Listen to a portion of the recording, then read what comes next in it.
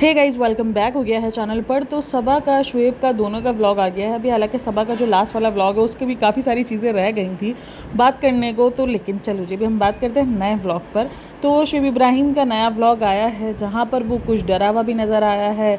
और सबसे बढ़कर जो मुझे एक चीज़ बहुत ज़्यादा अच्छी लगी कि चलो फाइनली अंकल को छुट्टी मिल गई। अंकल जो है वो घर आ गए हैं। जो अंकल के जितने भी सीन थे, जिस तरीके से अंकल जो है वो ट्राई कर रहे थे सारी चीज़ों को देखकर, और जिस तरीके से वो अपने आप को मतलब थोड़ा सा मतलब होता है ना कि वो एक अपने साथ जंग लड़ने वाली सिचुएशन होती है, मैं उस वाले सीन को देखकर बड़ा इमोशनल हुई हूँ। मतलब मुझे ऐसा लग रहा था यार, मतलब एक अंकल, एक इंसान जो है वो पल में क्या से क्या हो जाता है ना। मतलब जी यहाँ पल में जो है वो इंसान बिल्कुल ख़त्म हो जाता है। और पल में देखो जब तक वो ठीक हो रहे थे, सोचो वो इंसान के उस पर क्या असर पड़ता है कि वो ठीक हो रहा था, आहिस्ता आहिस्ता वो रिकवर हो रहा था। 4 साल लगे उसको रिकवर होने में, वो अभी भी टोटली रिकवर नहीं हुए थे। और दोबारा से वो शायद ज़ीरो पे जाके बैठ गए। ठीक है, ज़ीरो पे इसलिए क्योंकि अगर आप देखो तो उनके हाथ पैर उनके कंट्रोल में नहीं है। जो सीधा हाथ है वो उनके कंट्रोल में नहीं है। वो उनको समझ नहीं आ रहा, उनके सेंसेस सही तरीके से काम नहीं कर रहे हैं, क्योंकि वो फूल फ्लावर कहीं और है, उनका हाथ कहीं और जा रहा है। वो मतलब पहचानने में थोड़ा सा उनको टाइम लगा, जैसे वो हैदर को जो है वो रूहान बोल रहे थे। तो वो सारी चीज़ें देखने के बाद मैंने यही सोचा यार, इंसान पल में जो है वो कितना ज़्यादा जो है वो ज़ीरो पर जाके खड़ा हो गया।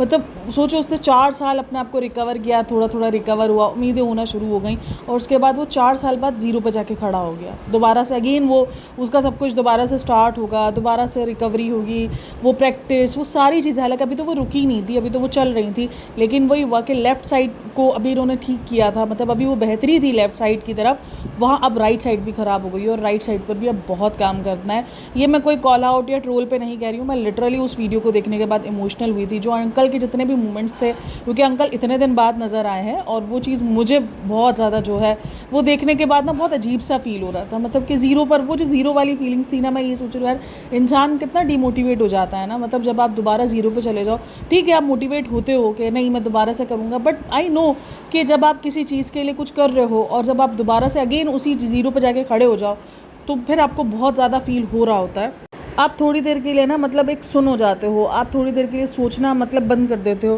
कि यार मतलब थोड़ी देर के लिए मुझे ऐसा लगता है कि आपके अंदर डीमोटिवेशन बहुत ज़्यादा आ जाती है कि यार ये दोबारा से ज़ीरो हो गया। चाहे जो आसपास के लोग हों या चाहे वो अंकल खुद हों, आपके अंदर थोड़ी देर के लिए वो जो एक चीज़ होती है ना, एक क्लिक होता है कि यार मतलब फिर ज़ीरो, फिर से स्टार्ट करना पड़ेगा, फिर से इतनी बड़ी जर्नी लेके चलनी पड़ेगी। तो वो चीज़ देखकर मुझे अंकल को बहुत ज़्यादा फील हो रहा था। और आई होप अंकल की कोई पिक्चर्स वगैरह लेकर कोई उसको गलत चीज़ के लिए यूज़ ना करे, क्योंकि दिखाया शुएब इब्राहिम ने उनको काफ़ी टाइम बाद है। लेकिन मुझे पता है ना कि मैंने जिस तरीके के थंबनेल्स और जिस तरीके के मतलब वो चैनल्स ऐसे नहीं है जो हेट फैला रहे हों, या जो आप कह लो कि हेट वाले चैनल है या कोई इस तरीके के चैनल है, नहीं, वो अंदर दुआएं ही करवा रहे हैं। लेकिन वो जिस तरीके का थंबनेल बनाते हैं ना, वो भाई इतना भयंकर किस्म का थंबनेल बनाते हैं वो, तो इसलिए। अच्छा, वीडियो स्टार्ट होता है शुएब इब्राहिम के डर से ही, रात से ही वो वीडियो स्टार्ट कर देता है। 29 से ही 30 को इसका गाना भी था और पापा की भी छुट्टी। तो उसने बताया दो गुड न्यूज़ हैं, जिसके अंदर गाना भी रिलीज़ हो रहा है और पापा को भी जो है वो छुट्टी मिल रही है। तो ये दो गुड न्यूज़ है और ये सारी चीज़ें। अच्छा, वो डरा हुआ था, वो अपनी वीडियोस में यही कह रहा था कि मैंने कुछ अलग ट्राई किया। उसको आइडिया था कि उसकी जो ऑडियंस है वो रैप ऑडियंस उसके पास नहीं है इतनी, तो उसको इस चीज़ का पहले से ही आइडिया था कि पता नहीं ऑडियंस को ये गाना पसंद आएगा या नहीं आएगा। तो वो चीज़, तो वो उस चीज़ के लिए वो पहले से प्रिपेयर था, क्योंकि उसने जो चीज़ ट्राई की है उसको अच्छे से पता है। देखो जो आर्टिस्ट होता है ना, जब वो कुछ ऐसी चीज़ ट्राई कर रहा होता है तो उसको ये पता होता है कि 50-50% चांसेस है, और वो भी ऐसी चीज़ जिसकी ऑडियंस आपके पास कम मौजूद है। अब रैप की ऑडियंस आपके पास कम मौजूद है, ऐसा नहीं है कि रैप नहीं पसंद किया जाता है या रैप के लिरिक्स नहीं पसंद किए जाते, बट वो ऑडियंस थोड़ी सी कम है। मगर आप नॉर्मल सॉन्ग रिलीज़ करते हो, उसके चांसेस बहुत ज़्यादा हाई हैं कि उनको बहुत ज़्यादा पसंद किया जाएगा। रैप के चांसेस थोड़े कम होते हैं। अच्छा, जब लास्ट टाइम उसने वीडियो अपलोड किया था तब तो हमें वाकई समझ नहीं आ रहा था कि ये क्यों इतना डरा हुआ है। मतलब ठीक है, एक अगर आप कोई चीज़ रिलीज़ कर रहे हो तो आपको होता है कि भाई कैसे ऑडियंस रिएक्ट करेगी, क्या पसंद करेगी नहीं करेगी, लेकिन इतना ज़्यादा डर जो शुएब इब्राहिम को लग रहा था, उसका रीज़न हमें यही लगा कि शायद यही रीज़न होगा कि इसने इतने सालों बाद कमबैक किया और इस टाइम पर उसकी ऑडियंस बहुत चेंज हो चुकी है, बहुत ज़्यादा ये कॉल आउट हो रहे हैं, तो इनको ये बात का डर होगा। लेकिन फिर मुझे डर जो रीज़न समझ में आया वो यही आया कि ये रैप वाला रीज़न था। तो इस वीडियो में भी वो डरा हुआ था, वो यही कह रहा था। अच्छा जी, उसने बोला कि रात में अभी 11 बजे ही हैं और उसके बाद जो है हमें कल छुट्टी भी मिल जाएगी और मैंने 11 बजे का कुछ प्रीमियर भी लगा दिया है, तो सुबह में जो है वो आपको देखने को मिल जाएगा सॉन्ग। तो सुबह 11 बजे आप ज़रूर देख लेना। और फिर उसके बाद उन्होंने स्टोरीज़ वगैरह शेयर कर दी और उन्होंने, अच्छा मुझे लगा था जिस दिन इनका सॉन्ग आया है उसी दिन जो है ये बिल्कुल मतलब वीडियो वगैरह ले आएंगे, लेकिन उस दिन वीडियो नहीं आया, बल्कि वीडियो आया एक दिन बाद। ठीक है, पूरा एक दिन गायब रहे हैं, शायद वो उन सब चीज़ों से थोड़ा डील कर रहे थे या कुछ कर रहे थे, क्योंकि मैंने हमेशा इनका एक पैटर्न देखा है कि ये ना मतलब एक दिन जैसे ही इनका वीडियो आता है उसी दिन या तो ये लाइव करते हैं या तो ये आते हैं या तो ये छोटी बहुत भी वीडियो अपलोड करते हैं, जिससे इनको ऑडियंस को पता चल जाए कि भाई इनका सॉन्ग आ चुका है। क्योंकि इनकी जो ऑडियंस है तकरीबन के मिलियन व्यूज़ जाते हैं, तो पता है कि भाई मिलियंस में से अगर 5 लाख लोग भी उधर से देखने के लिए चले गए गाने को, तो एक रीच मिल जाएगी गाने को। तो वो चीज़ ये लोग ट्राई करते ही हैं, लेकिन उस दिन इन्होंने नहीं ट्राई किया। शायद कुछ और रीज़न रहा है। एक दिन गायब रहने का रीज़न काफ़ी सारे लोग जो है वो अलग अलग रीज़न्स बता रहे थे कि शायद पापा की उसी दिन छुट्टी हुई है तो वो एक दिन रेस्ट कर रहे थे, और वो सारी चीज़ें भी हो सकती है, पॉसिबल कुछ भी हो सकता है चीज़ें। अच्छा, इसके बाद ये सारी चीज़ें करने के बाद ये लोग हॉस्पिटल चले गए। उस दिन रात में जो है वो दीपिका और रोहान भी रात में यहीं पे स्टे किया था उन्होंने। अब ये भी इनका घर जैसा ही है, क्योंकि यहाँ पर भी मैंने आपको बता दिया एयरबीएनबी किस तरीके से होता है, तो ये घर जैसा ही है। कंफर्ट जोन वगैरह मिलता है, कंफर्टेबल होते हो आप यहाँ पर, ऐसा नहीं है कि आप बहुत ज़्यादा डिस्कम्फर्ट में होते हो। तो अच्छी बात है कि रोहान भी एक दिन यहाँ पर रह लिया और दीपिका भी रह ली, और उसको जितनी घबराहट थी तो उसके बाद मुझे अच्छा सा ही लगा कि हाँ ठीक है यार, बंदा अपनी फैमिली के साथ ही कंफर्टेबल रहता है। तो वो सारी चीज़ें रहीं। उसके बाद जो सुबह में गाना वगैरह आ गया और फिर पापा की छुट्टी हुई। पापा को छुट्टी काफ़ी लेट मिली। डिस्चार्ज भाई बहुत टाइम लेता है, मतलब आपको ये सबसे टाइम ना बहुत ज़्यादा, मतलब ये जो इंतज़ार होता है ना, जब आपको डिस्चार्ज मिल चुका होता है लेकिन उसके बाद भी आपको सारी बिलिंग वगैरह में आपको 2-2 ढाई घंटे लगते हैं। इवन कभी कभार तो 3-3 साढ़े 3 घंटे लग जाते हैं डिस्चार्ज में भी। डिस्चार्ज कर दिया है डॉक्टर ने। डॉक्टर जो है अब वो सिर्फ एक रिपोर्ट बनेंगी, उसके बाद बिलिंग बनेगा, ये सारी चीज़ें होगी।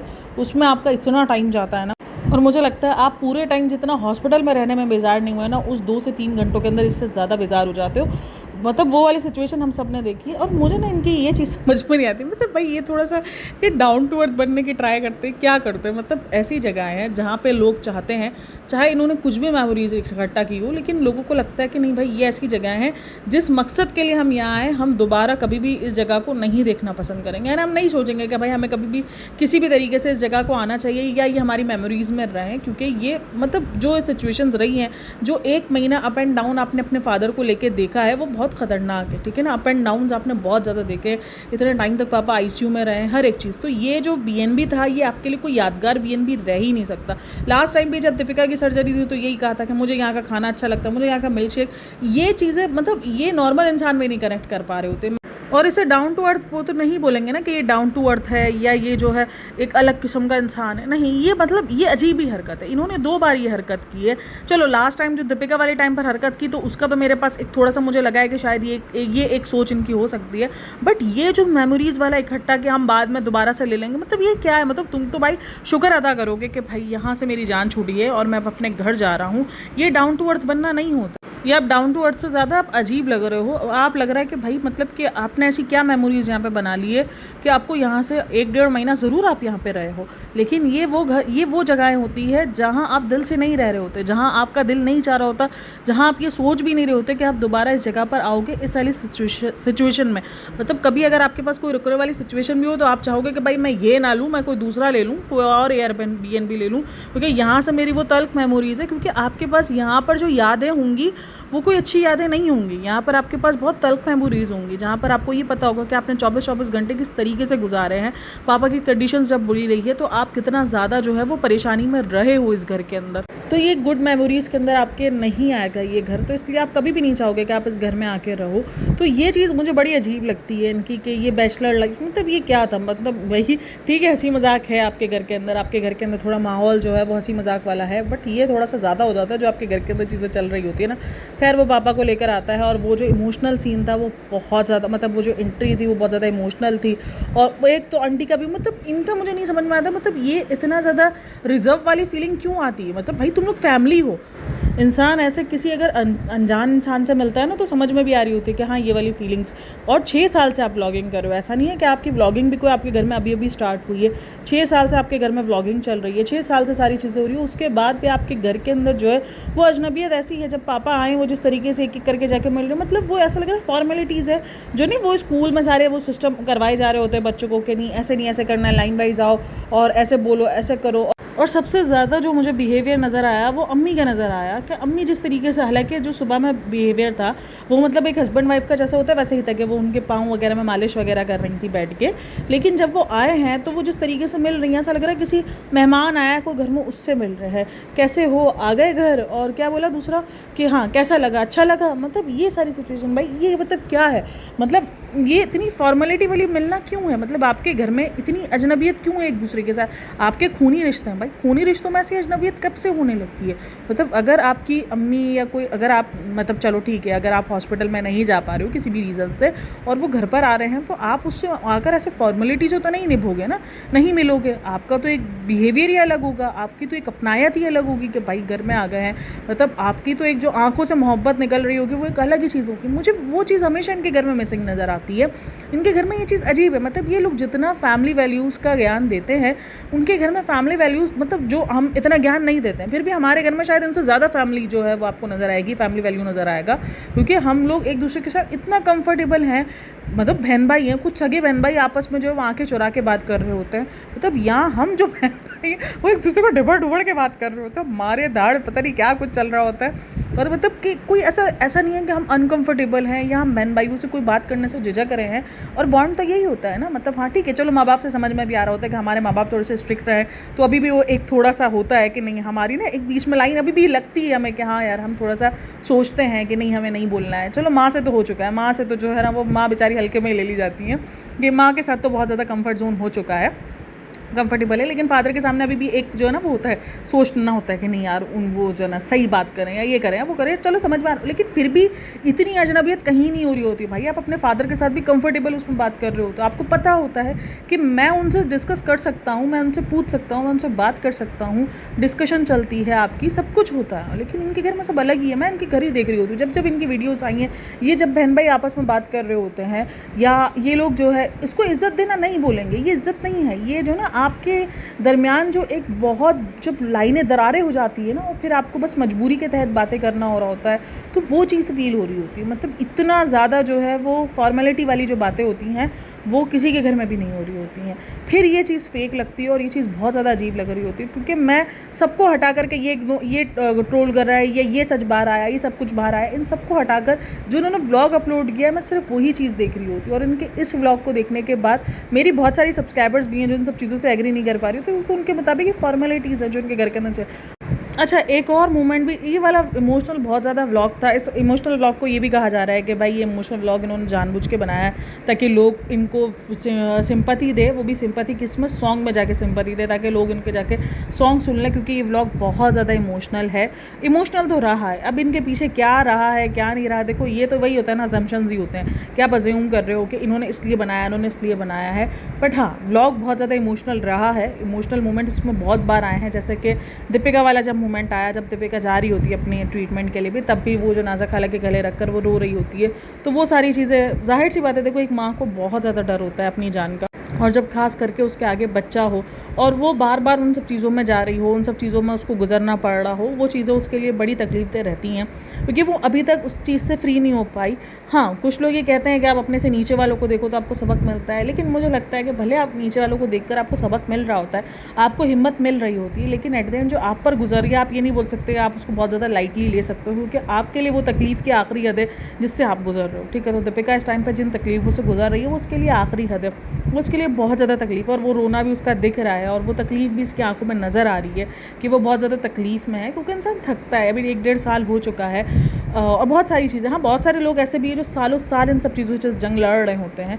अभी यहीं पर भी अगर आप देखोगे तो दीपिका और शोएब जब गाड़ी में बात कर रहे होते हैं तो तब वो इमोशनल मोमेंट चल रहा होता है, और अचानक से अगर आप देखो तो शोएब यू टर्न करता है और सॉन्ग की बात कर देता है। वो चीज़ भी बहुत ज़्यादा अजीब लगी है, और ये 2-3 पॉइंट्स थे जहाँ पे लोगों को लगा कि इमोशनल जानबूझ के लोगों को कर रहे थे ताकि वो सॉन्ग की फिर बाद में जिक्र कर रहे थे ताकि लोग जो है वो सॉन्ग को जो है वो मतलब जाके देखें, और ये इस तरीके से इनडायरेक्ट वे में इन्होंने इस तरीके से ये हरबा अपनाया है।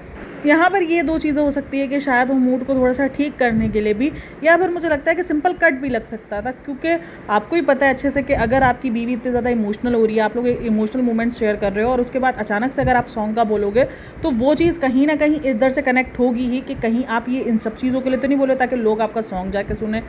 और ये सारी चीज़ें ना इनसेंसिटिव भी कहलाती हैं। हाँ, ये कि आप कुछ हंसी मजाक के लिए कुछ कह दो या आप जो है वो थोड़े सा बात को यू टर्न कर देते हो जब ऐसा कुछ इमोशनल हो रहा होता है। बट लेकिन यही होता है कि मुझे लगता है कि कट लगा देना चाहिए कि भाई सिंपल कट लग गया और उसके बाद दोबारा से आप ओपन कर लो। अच्छा, उसके बाद जो वो आपने सॉन्ग के बारे में बातें की हैं कि सॉन्ग जो है वो इस वजह से मतलब नहीं इतना ज़्यादा हो सका, यानी उम्मीदों पे इनके नहीं उतर सका क्योंकि इनके मिक्स रिएक्शन है। चलो जी, शुक्र है कि इन्होंने उसको बड़े अच्छे से एक्सेप्ट किया कि भाई रैप ऑडियंस इतनी ज़्यादा नहीं है। कुछ लोगों का मानना है कि भाई ये ऑडियंस पर क्यों ब्लेम कर रहा है, इसको खुद को अपने उस पर काम करना चाहिए था, उसको पता होना चाहिए था। उसने कुछ ट्राई किया है, देखो ब्लेम वो ऑडियंस पर नहीं कर रहा है कि ऑडियंस जो है वो ये मान रहा है, वो ये एक्सेप्ट कर रहा है कि जब मैंने ये बनाया था तो मुझे पता था कि रैप ऑडियंस इतनी ज़्यादा नहीं है, तो मैं ये एक तरीके से खेल रहा हूँ बस के चला तो ठीक है वरना नहीं है। हाँ, इस पर सिंगर जो है वो ये बता रहा है, थोड़ा सा उसने इधर भी इमोशनल वो करा, कार्ड आप उसको बोल रहे हैं जो भी बोल लो, इमोशनल करने की ट्राई की कि जो सिंगर है वो बहुत ज़्यादा डिसअपॉइंट हो रहा है कमेंट्स वगैरह देखने के बाद, तो मैं सिंगर को समझा रहा हूँ। तो रीज़न देखो जो भी हो या कुछ भी कह लो, एक तो मैंने आपको पहले ही कह दिया वीडियो प्लस सॉन्ग मैच नहीं हो पा रहा।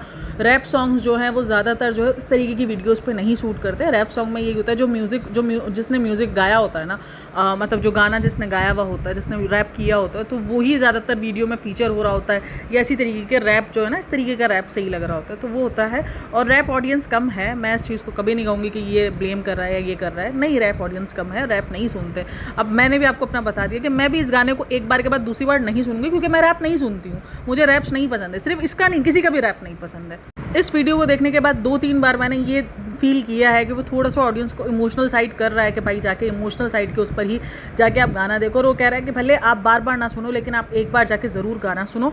और अभी भी अगर आप देखो तो व्यूज़ स्टक हो गए हैं दोबारा से, अब उसको पेड व्यूज़ भी कहा जा रहा है, लेकिन खैर अब व्यूज़ स्टक हो गए हैं क्योंकि नहीं है इस बार ऑडियंस। लास्ट टाइम वाला गाना उसको 33 मिलियन गया है, लास्ट वाला जो उसका सॉन्ग है, लेकिन ये वाला सॉन्ग 1 मिलियन क्रॉस करने के बाद बैठ गया है अभी भी, वरना यही था लोगों को था कि भाई 2-3 लाख 2-3 मिलियन 2-3 लाख बोलूँ 2-3 मिलियन तो चला ही जाएगा, मतलब सॉन्ग इतना तो ज़्यादा वो कर ही लेगा, बट नहीं।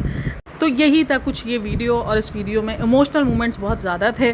जो अंकल वाला था वो तो बहुत ही ज़्यादा इमोशनल था, एक ये मोमेंट, और एक जब दीपिका नाज़ा खाला को गले लगा के रो रही थी तब वो मोमेंट बहुत ज़्यादा इमोशनल रहा है, बहुत ज़्यादा फील हुआ है उस मोमेंट को। ऐसा लगता है कभी कभी कुछ मोमेंट्स ऐसे होते हैं जो आप खुद फील कर पा रहे होते हो, तो ये वो 2 मोमेंट्स रहे थे जब मैं वाकई मुझे भी इमोशनल फीलिंग्स आई थी और मैं बहुत ज़्यादा इमोशनल हो गई थी उन सारी चीज़ों को देखकर। मुझे ऐसा लगता है एक माँ ना शायद अपने लिए ज़्यादा ना अपने बच्चे के लिए सोचना शुरू कर देती है, और वो कहीं ना कहीं दीपिका के अंदर नज़र आ रहा होता है, तो वो चीज़ फील हो रही है कि दीपिका बहुत ज़्यादा जो है वो उस चीज़ को लेकर अब थोड़ा सा है, एक डर लग जाता है यार माँ को। कोई भी माँ जो है ना, अगर आप उसको पूछोगे ना, पता नहीं माँ के अंदर ममता या क्या है, वो अपने से ज़्यादा ये सोच रही होती है। जब भी उसको बोलो कि यार मेरे बाद मेरे बच्चों का क्या होगा, मतलब वो अपनी ज़िंदगी से ज़्यादा वो बच्चों को सोच रही होती है कि मेरे बाद मेरी बच्चों की, उसकी भी ज़िंदगी तो इंपॉर्टेंट है ना, बट उसके दिमाग में यही ख्याल होता है। और ये मैंने खुद भी फील किया है, जब मैं एक टाइम पर ऐसी सिचुएशंस में नहीं हूँ, जब मुझे ये होता है तो मेरे दिमाग में ये ख्याल आया कि अगर मुझे कुछ हो गया तो मेरे बच्चों का क्या होगा, मतलब मेरे लिए मेरी ज़िंदगी इंपॉर्टेंट से ज़्यादा मेरे लिए मेरे बच्चे इंपॉर्टेंट हो गए। और ये कब माँ के अंदर ये चेंजेस आ जाती है ना, आपको खुद नहीं पता चलता। मतलब कभी कभार मुझे लगता था कि यार मैं तो ऐसे नहीं बन सकती, मतलब मेरे अंदर ये फीलिंग्स तो नहीं आ सकती, मैं तो बहुत ज़्यादा सेल्फ ऑब्सेस्ड बंदी हूँ और मुझे तो अपने आप से प्यार है ज़्यादा, मतलब मैं ये कभी नहीं सोच सकती। जब मतलब एक टाइम पर मेरे ख्यालात रहे थे कि नहीं यार, मतलब मुझे ऐसा लगता है कि नहीं है, माँ ऐसी नहीं हो सकती, माँ कैसे खुद को चेंज कर सकती। कोई भी इंसान जो है वो अपनी ज़िंदगी में अपने बच्चों को कैसे अपने ऊपर रख सकता है अपनी ज़िंदगी से। बट जब वो मैं खुद माँ बनी और जब मैंने खुद ये चीज़ फील की, लिटरली जब आप उस सिचुएशन में थे और तब मेरा दिमाग खुद ही अपनी ज़िंदगी से ज़्यादा मेरे बच्चों पर जा रहा था, तो फिर मैं अपने आप को सोच के बाद में हंस रही थी कि देखा मैं भी आ गई उसी लाइन में। चलो जी, आप लोगों का कहना है इन सब के बारे में मुझे लाजमी बताना। बाकी वीडियो अच्छी लगी हो तो like share and subscribe my channel. अपना बहुत सारा ख्याल रखना, मिलते हैं नेक्स्ट वीडियो में, तब तक के लिए टेक केयर, बाय बाय, अल्लाह हाफिज़।